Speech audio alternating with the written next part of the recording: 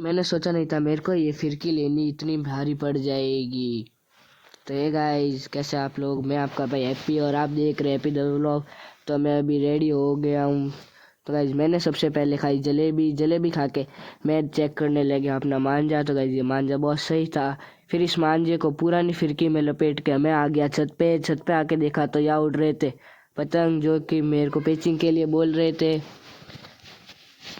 फिर गाइस, मेरा दोस्त आया राजू। फिर हम दोनों ने मिलकर किया पतंग का ऑपरेशन, क्योंकि पतंग थी थोड़ी सी फटी हुई।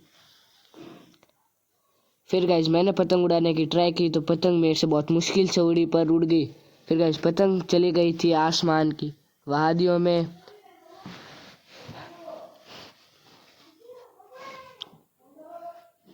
तो गाइस, हम 4 जने मिलकर उड़ा रहे थे पतंग। फिर गाइस, ये राजू और नवीन देख रहे थे कि किसका मांझा मजबूत है, ये चेक कर रहे थे। फिर गाइस, मैं पतंग रख के आ गया नीचे। Bye, subscribe.